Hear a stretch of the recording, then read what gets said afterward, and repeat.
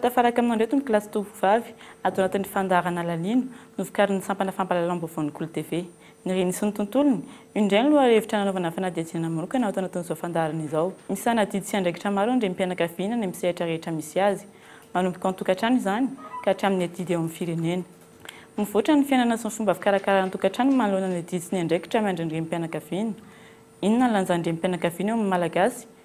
Mbola mipetraka ve ny fanajana ny reny amin'izao vanim-potoana izao? Ny antsiprian'ireo no entina aminao ato anatin'izao fandaharana izao. Manasanao ary anaraka izany hatramin'ny farany. Ao anatin'ny fankalazana ny fetin'ny reny ny firenena mampiasa ny teny frantsay amin'izao fotoana izao. Raha efa nahavita izany tapabolana lasa izay ny firenena mampiasa ny teny anglisy. Ny tananjara toerana lehibe ny reny amin'ny malagasy, manomboka ao an-tokantrano ka hatramin'ny sehatra ny raharaham-panjakana. Hita izany teo amin'ny tantara Madagasikara tamin'ny alalan'ireo mpanjaka fandimby nitondra. Andraikitra maro ny sahan'ny renim-pianakaviana amin'ny fiainana andavanandro. Ny fiahinany ankohonana, ny fandaminany ao an-tokantrano sy ireo asa aman-draharaha rehetra mbola miandry azy any amin'ny sehatra rehetra misy azy. Raha ny tantara no jerena, andraikitra ambony maro teto amin'ny firenena no ny sahan'ny renim-pianakaviana. Ny tantaran'ny fiarahamonina dia nanomboka tany amin'ny ataontsika hoe tany amin'ny 500 ny mpanjaka voalohany teto Merina dia hoe Rafosirangita. Ny tantara zany tsy mazava hoe iza ny lehilahy na vehivavy aminazy ireo, fa ny azo antoka aloha dia misy vehivavy aminazy ireo. Izany hoe teo amin'ny tantaran'ny firenena malagasy, za miteny foana hoe tsika mankalaza ny zon'ny vehivavy, mitaky ny zon'ny vehivavy. Za miteny hoe satria mitaky an'izany aloha dia mitaky tsika, fa ny vehivavy eto amintsika efa lasa lavitra. Fa lasa lavitra zany zony zany hoe efa tamin'izany 500 zany, tamin'ny taona 500 zany, nefa nisy vehivavy mpanjaka teto Madagasikara. Ary mbola niveriny zany tamin'ny 720 sy 700 irana vavina voalohany. Avy eo tamin'ny andron'ny Rasoery nanomboka teo amin'ny 120 sy 700 dia nitohizan'ny ranavalina faharoa sy ranavalina fahatelo. Izany hoe tany amin'ny andro fampanjaka, tany amin'ny fiarahamonina malagasy tany ambony dia ny reny no nanana anjara toerana lehibe teo amin'ny fitondrana sy ny fanjakana, fitondrana fanjakana. Aza adino fa ny tantara sy ny lovatsofina malagasy tena metraka foana hoe raha mianana ianao ny tantara ny fanabeazana eto Madagasikara dia mazava ho azy fa ny lehilahy mandeha foana, ny lehilahy mandeha mitady vola, mandeha mikarama, izay ny lehilahy mandeha. Fa ny fanabeazana an'izany izay ny fototra maha-olona an'izany dia nakinina amin'ny rey. Izany hoe ny zavatra tokony homariantsika ihany koa, za zao ohatra mandeha makany amin'ny faritra mipetraka ela ohatra tany amin'ny faritra fatifafitonany dia mahita hoe amin'ny fomba fijery maika dia ohatrany hoe ny olona any ohatrany hoe manana tombony be ny lehilahy, amin'ny manana tombony be ny lehilahy eo amin'ny fahefana sy ny sisa. Fa zany efa mahita hoe rehefa tena miara-miaina amin'ny zareo dia hoe miankina amin'le reny le tokantrano, satria ary io mitovy io naiza naiza tany alehantsika, tsika moa dia avy eo mbola hiresaka ny tantarany hoe fitantana atao hoe justin, naiza naiza tany alehantsika rehefa tsy ao an-tokantrano ny reny dia misavotaka ny reny. Zany ataoko amin'ny teny vazaha maloha hoe vers repère mihitsy ny lehilahy hoe aiza ny tany ale. Zay zany zavatra tiako tenenantsika hoe Madagasikara teo amin'ny fiarahamonina malagasy ny vehivavy izay ataontsika hoe reny dia manana ny maizy azy. Eo amin'ilay hoe taty ariana rehefa teo amin'ny tontolon'ny asa dia nasaina nanotatra ny ankizy hoe manao hoe inona ny asan'ny dadanao sy ny aninao, karaha mpikarakara tokantrano izy dia nitenenina hoe tsy anasa, fa taty ariana no vany ny atao asany dia atao hoe mpikarakara tokantrano. Ny manam-pahaizana dia nilaza fa ao anatin'ny fikarakarana tokantrano ny vehivavy anankiray dia mahavita 20 kilometatra isakiny amin'ny fikarakarana tokantrano. Ary io asana reny io sady mampiasa vatana ny mampiasa saina. Izany hoe mampiasa vatana ary ny reny vao midaboka izy amin'ny 10 alina amin'ny 12 alina dia mametratra ahoana ny maraina. Izany hoe ny andaminan'ny sakafon'ny zanany, ny fidiran'ny zanany mianatra, ny akanjon'ireo zanan'ireo, ny andramoseko jan-dany mbola tsy maintsy arena. Tena everiko hoe ny reny zany eo amin'ny fiarahamonina malagasy dia tena anisan'ny mampandeha manana anjara andraikitra lehibe ny fianakaviana amin'ny sehatry ny ankohonana araka ny fanadihadiana nataon'ireo manam-pahaizana vahiny toy andry Fatou-Dial, Émile Durkheim, Hélène Trély sy ny maro hafa. Ho an'ireo manam-pahaizana manokana ireo tokony mianjanja manokana ny fianakaviana amin'ny fiainana andavanandro mba hatoerana kokoa ny reny ny fanabeazana ny zanany raha oharina amin'ilay fianakaviana. Ny malagasy zany aloha ny tena porofo mihitsiny manamarina ny ra mikorianao aminao ary tsika moa zany manana an'izay fitodiana foana ny hoe tanindrazana sy mevina zay dia nireny zany no mitondra an'io ka zava-dehibe zay satria zay no fototra zany amin'ny maha-olona anao anaty fiarahamonina dia ny fananana an'izay reny zay ho an'izay tsy nalala ny reniny hoe ohatrany hoe maty teo fiterahana ny reniny na tsy miaraka lehibe tamin'ny reniny no ny antom-piainana samihafa dia hita hoe misy banga amin'ny fanabeazana, misy banga amin'ny fiainana andavanandro mihitsiny ary misy lova izay ny reniny mizara azy betsaka aingana. Na manokana ma hoe fijeriko ny reny amin'ny mahareny ny manampy an'izay dia ny hoe ny faharetana amin'ny vokatra andrasana amina zanaka. Izany zanaka izany ny reny tsy hoe rehefa feno 12 taona izy dia tsy zanaka intsony fa mandra-pahafaty dia zanaka foana. Na efa miteraka ary ny zanany iny dia mbola zanany foana iny dia ilay fahatsapana an'izay zany mitoetra be ao amin'ny reny. Tsy haiko ny any amin'ny ray fa ny aty amin'ny reny ary ny reny tsy mba manahaka ny harena natao amin'ny tokantrano ivelan'ny tokantrano. Ny reny zany hitako hoe mahay miary ary mametraka an'izay tokony ho amin'ny zanany misimisy kokoa no ny akabeazana ataoko hoe ray. Everina fa voajanahary ao amin'ny reny resaka pédagogie satria mbola voany am-boka ny zaza dia misy zavatra ifampitany amin'ireny ary ny renireny no afaka mampita an'izay fa tsy raha ohatra arika hoe tia pita hafatra any ny dadana any amin'ilay zaza dia mila manampy ny reniny izy dia rehefa miadan-tsaina ny reniny dia tonga any amin'ilay zaza zany hoe ilay reny tena tetezana voajanahary eo fanabeazana olombelona. Tena zava-dehibe mihitsy ilay anjaran'ny reny eo amin'ny ankohonana satria tena mifantoka bebe kokoa tafiditra ao anatiny zany ny fanabeazana an'ireo zaza ireo.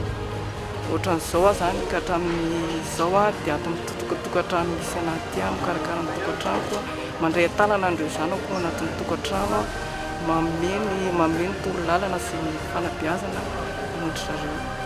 Voasikajo isan'ny firenena manana tahambony amin'ny voka loloatra ny eto Madagasikara araka ny tatitra avy amin'ny World Atlas tamin'ny taona 2024. Tafiditra lalana fahatelo ambin'ny folo Madagasikara amin'ity lafiny ity. Araka ny tatitra sy ny fanadihadiana manodidina ny OMD na ny tanjon'ny arivo taona fampandrosoana taona 2024 anatin'ny voka misy arivo ny 320 amin'ireo mahakasika zazavavy aneliny 5 ka hatramin'ny 9 taona avokoa. Antony maro mety mahatonga izany raha ny fanadihadiana natao eo amin'ny lafiny ara-pahasalamana ohatra. Ny 7.5 ny zazavavy latsaky ny 9 taona ihany no mampiasa fomba fanabeazana araka ny fanadihadiana nataon'ny USAID ny taona 2024. Volana ihany koa ny eo amin'ny lafiny fanabeazana raha ny atotana avy amin'ny ministera fanabeazam-pirenena 1.3 zazavavy 12 ka hatramin'ny 19 taona no efa niteraka ary 90 amin'ireo ihany nandalo tamin'ny fiakoly fanabeazana fototra sy ny ambaratonga faharoa. Ankoatr'izany, tsy ampy na tsy misy ny fifandraisana eo amin'ny ray aman-dreny sy ny zanaka, tsy ampy ny fanabeazana ara-pananahana ho an'ny tanora. Ilaina araka izany ny fanomanana ny zazavavy amin'ny firosoana ny dingana maro amin'ny mpianakaviana. Fikambanana tsy miankina maro no efa misehatra ho an'izany ho an'ny eto andrenivohitra sy ny manodidina. Ny pastombontsoro dia ny reny tsy ampy taona. Dia matetika ireo reninao reny nefa reny tsy manambady, reny mpitovy zany. Dia ao anatin'izay dia tsy haindry zareo. Misy fahabangana koa indraindray mikasika ny fanabeazana ny ankizy. Dia anisan'ny ataonay ao anatin'ny tanjoaka izay ataonay ny fanampiana ny reny mba hahaizany mikarakara ny zaza dia ny izy vao mitsaika mandrapatonga n'le zaza ny lehibe ho an'ny olona raisinay zany tsy ny homana horeny mihitsy ny akabetsahany olona tsy ny homana horeny dia ao anatin'izay indraindray izy mbola mipetraka amin'ny toerana maha-ankizy satria mahatsy amin'ny taona azy mipetraka izy amin'ny mahatoerana maha-ankizy ankizy mitaiza fa tsy hoe reno mitaiza ankizy mitaiza zany manao fitaizana ankizy fa ny reno mitaiza mipetraka tsara izy hainy fampiresaka amin'ny zanany hainy manabe ny zanany hainy mifeny tenany hoe tompona ndraikitrako manoloana n'ity zanako ty fa ny ankizy indray raha ankizy mitaiza tsy hainy izay zavatra fa eritreretiny tsoa zanany io zaza io dia misy fahabangana na eo amin'ny resaka fifampiresahana na eo amin'ny resaka fanabeazana na eo amin'ny resaka hoe fanomanana n'le hoavin'le ankizy mihitsy le zaza mihitsy. Fanomanana ara-tsaina no tena mibahana mandritra ny fampianarana ireo tanora mitondra voka loloatra zarena avokoa ny lafim-piainana rehetra voakasiky ny fitezana amin'ny zaza. Mandray tanàna an'ireo izy manome fampianarana azy mba hahafaha zany mandray andraikitra amin'ireo zanan'ireo mba ahafahany manabe an'ireo zaza ireo zany araka ny tokony ho izy indrindra fa eo amin'ny fary amin'ny manodidina anazy dia tafiditra ao anatin'izay ny fanentanana ny tafiditra daholo zany ny fadiovana ny fikarakarana ny sakafo izy ny fikolokoloana ny zaza rehetra zany tafiditra ao anatiny. Ankoatra ireo tanora raisina tanàna manokana misy ihany koa ny fampianarana sy fampiofanana natokana ho an'ireo mpianakaviana efa natao tokantrano ny fitezana ny zanany. Miainga amin'ny fifandraisana ireny sy ny zaza teny mbola kely mety ho fivelaran'ny sain'ny zaza araka ny fandinihana nataony manam-pahaizana. Eto amin'ity fihaonana iray ity ohatra ampianarina ireo mpianakaviana amin'ny fampandroana ny zaza, ny fanomanana ny sainy sy ny tampotampo tokony ho azy mandritra izany fotoana izany. Ho an'ity mpianakaviana iray ity, voaray ny lesona ary nisy ny fampiarana izany. Misy mahasamihafa azy ny fomba fitezana ny zaza taloha sy amin'izao fotoana izao io hatrany ny tenany ary mahazo tombo kokoa ireo zaza sy reny amin'izao fotoana izao.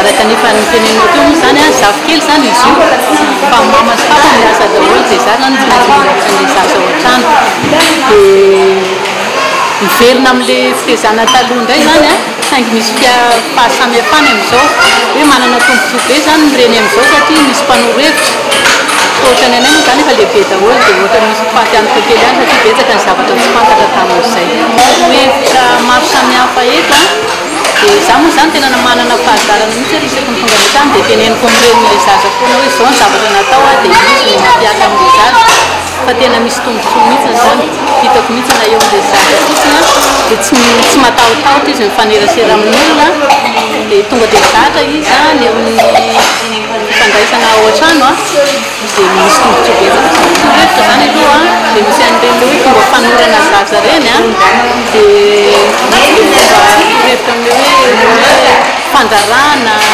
sy hoe fedra tokony ataon'ny zaza ny fomba fampinonoana fampatohiana sy ny sisa be dehibe zany dia ankoatran'izay koa tombontsoa misy kilalao be dehibe tena tsy andoavam-bola dia tena hitako hoe tombontsoa ny zaza malagasy mihitsy zany manana fahafana amin'ny lalao mikirakira zavatra be dehibe ohatran'ireny. Ho an'ity ireny mpianakaviana iray ity kosa nanampy azy amin'ny fitezana ny zanany ny fanatrehana ny atrikasa tahaka izao. Maro ny zavatra mbola tsy hay ary tsy nisy nampianatra ny amin'ny lafiny fitezana ny zaza hoy izy. Zaza voalohany ny an'ity ireny ity maneho fahavonona tanteraka ny vehivavy amin'ny fandraisana sy fampiarana lesona. Le andraikitra aloha somary sarotsarotra satria voalohany taiza ihany koa somary sarotsarotra manenjika taiza maninona sady somary ao anatin'ny madiditra kely somary sarotra le izy fa tsy manina zava-tsoa azo taloha zany tamin'izaho mbola sy taty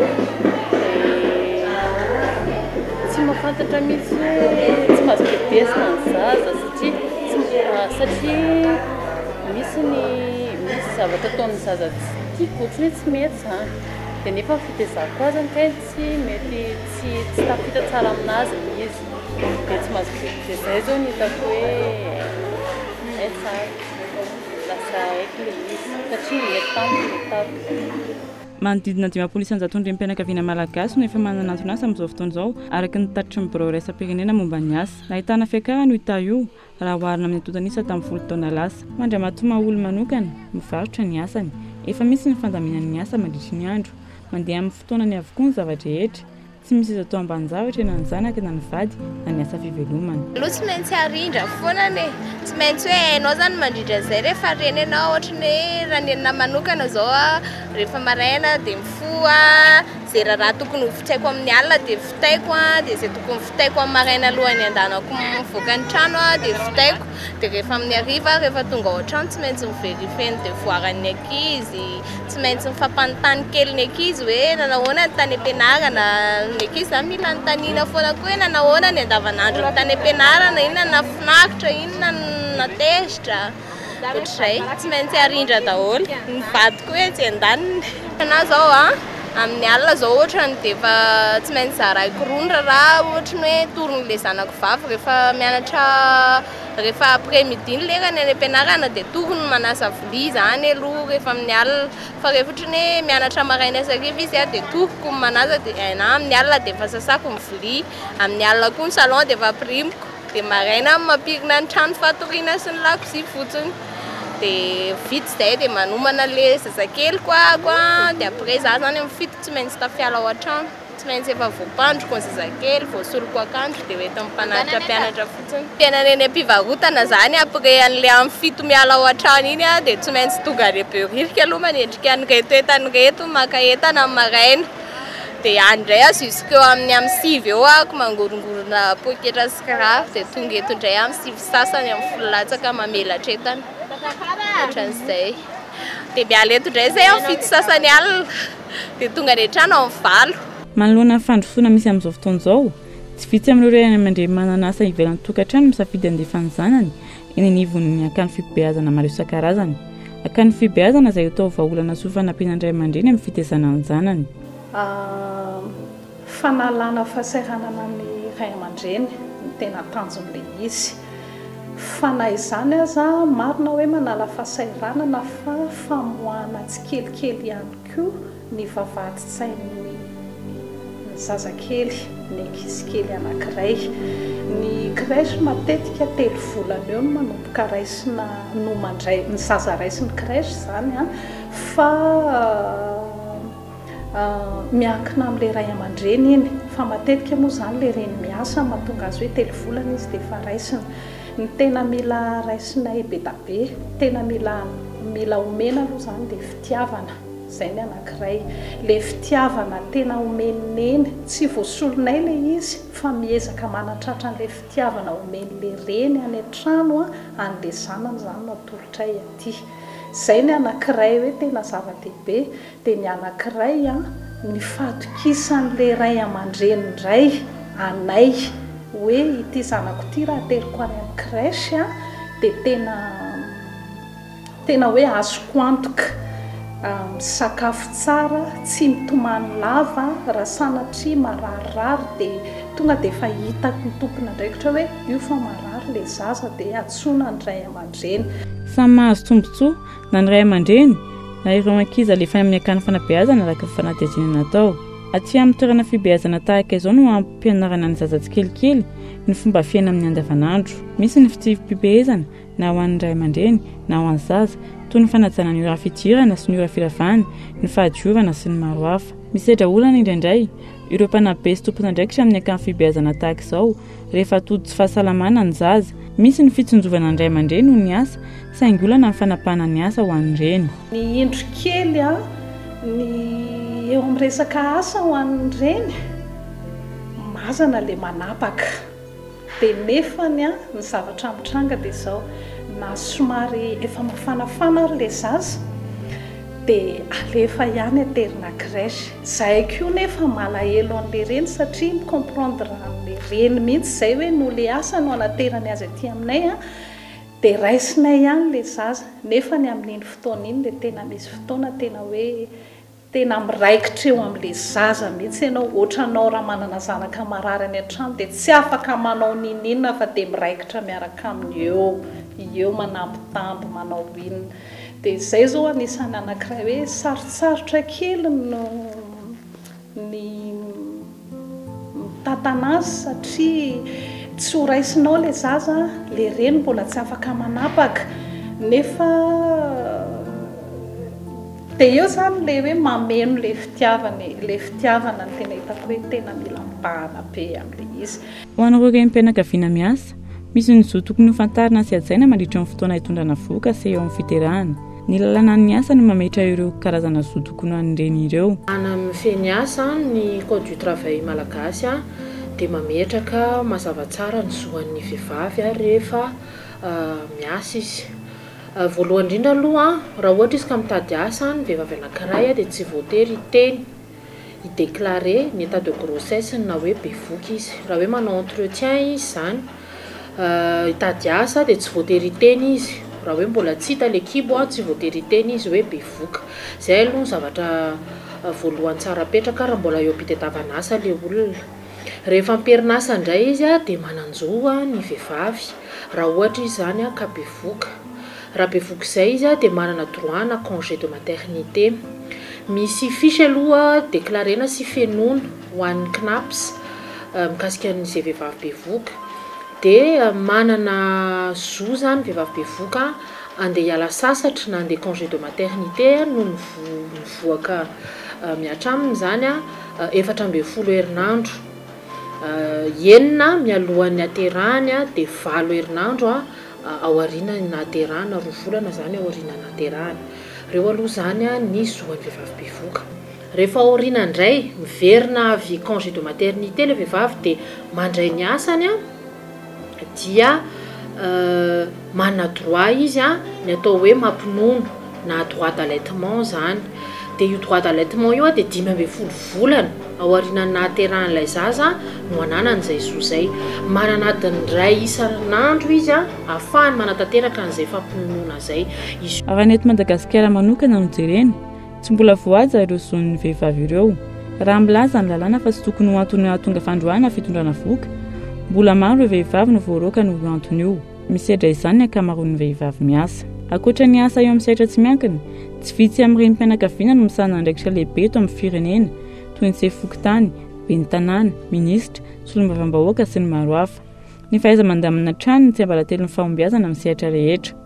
Fa hoe mandeha tokoa ny etetra betsaka ny renim-pianakaviana sahala amiko izao satria sady renim-pianakaviana no manana andraikitra lehibe ihany koa eo amin'ny firenena, eo amin'ny ankohonana ary eo amin'ny sehatra maro na ny fiarahamonina na ny sehatry ny fiangonana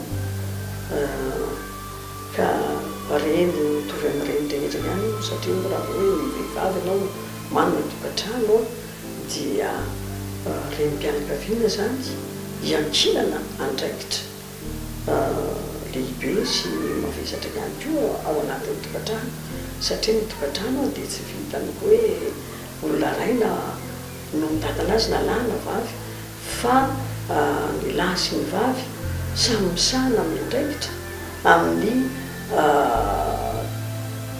ny tokantrano indrindra fanabeazana ny zanaka raha ohatra ka hoe tokantrano misy kavaty zany ara-dalàna ray ireny ary miteraka. Fa kosa ny renim-pianakaviana dia iankinana zavatra hafa izay tsy vitan'ny lehilahy ny misana azy ary torak'izay ihany koa misy koa ny renim-pianakaviana izay tsy vitany vehivavy ny misana azy ary tena mifameno fa miakina be lehibe aminao izay mandray an'ilay andraikitra, miakina aminao ny fahaizanao manao milamina mba tsy hahalasa-danja ny tokantranonao, ny fanabeazanao ny zanakao anefa ihany koa hanatotosanao ny didy aman'andraikitra izay efa nikenao eo amin'ny sehatra miasa ivelan'ny tokantrano, sehatra politika izany na sehatra asa ambony eo amin'ny firenena, fanompoana firenena. Raha sahala amin'ny tena koa dia efa elaela ihany tokoa na dia tsy mbola tsy minisitra ny fitsarana, mbola tsy nandray andraikitra lehibe tamin'ny firenena zaho, mbola tsy olom-boafidy dia efa nanana asa feno andraikitra lehibe ihany koa teo misetry ny asa zay nataoko ny totosaiko mampitsara nefa tsy andan'izany koa nefa dia mbola mikolokolo sy mitaiza ny zanaka satria sady manao miasa mampitsara eo mitaiza ny zaza madinika satria misy aza dia amperinasa mihitsy no mitondra voka mitondra voka matetika fa io dia miakina ozy ako amin'ny lamina anao ametrahanao mitokantranonao. Samy manana fomba hita mankalaza ny fetin'ny reny ny tsirairay amin'ny alalan'ny fitsidiana ireo reny. Fitondrana fanomezana hita maso ny firaraintsoa isan-karazany, fanajana avy amin'ny vady, fahendren'ny zanaka, ireo ny fanomezana tsara indrindra andrasan'ny renim-pianakaviana amin'ny ankonany amin'izao fankalazana ny fetin'ny reny izao. Za zany tsy zay endrika kalazan'ny ray ny fianakaviana tokony maneho fitiavana amin'ireny tsika rehetra. Fa za mahita hoe isanandro dia tokony hatsiaro tsika ny rentsika. Isanandro dia tokony ho zava-dehibe amintsika ny fisian'izany hoe reny zany. Ny teny Sotra Masina milaza hoe raha te ho lavandro ianao dia manaja ny rainao sy ny reninao dia reny dia anisan'ny manana fafinaretana mahita ny zanany manaja azy, manana fafinaretana ny reniny mahita ny vadiny manaja azy sy tia azy eo fiainana. Ka isanandro zany tokony hota fanomezana dia ilay